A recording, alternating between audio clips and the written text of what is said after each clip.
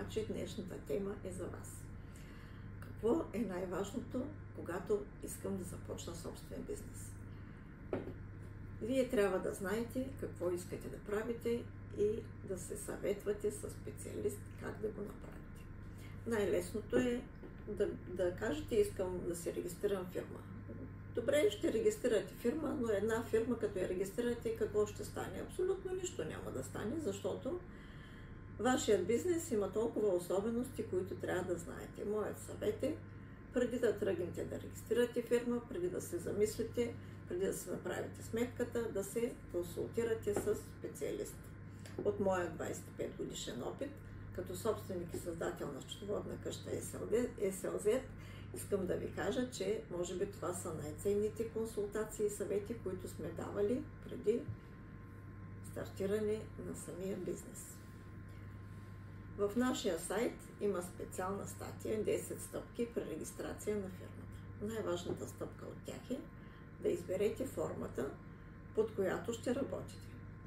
В България най-разпространените форми това са ЕООД, когато собственикът е сам, ООД, когато са повече от двама, и едноличен търговец, която е остаряла форма, вече не се използва, само в крайен случай, когато има някакви патентни дейности или свободна професия.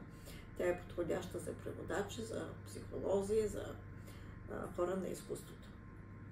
Първото нещо, което трябва да направите, е името. Второто нещо, което трябва да направите, е адреса, предмета на дейност. Най-тънкият момент е с избора на собствения капитал.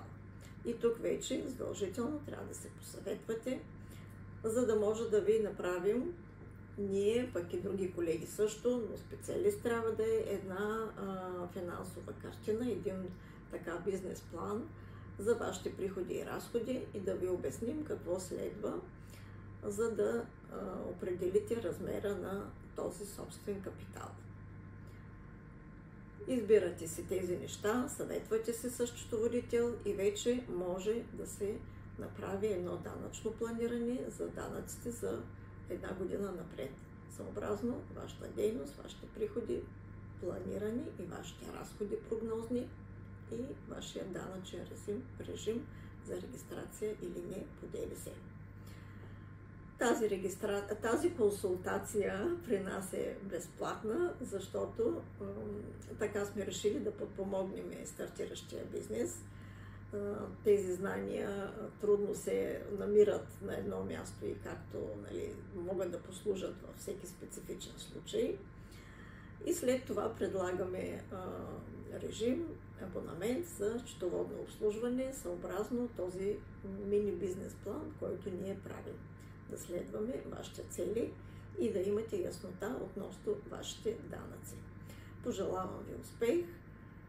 Бъдете успешни заедно с нас. Счетоводна къща SLZ, град Варна.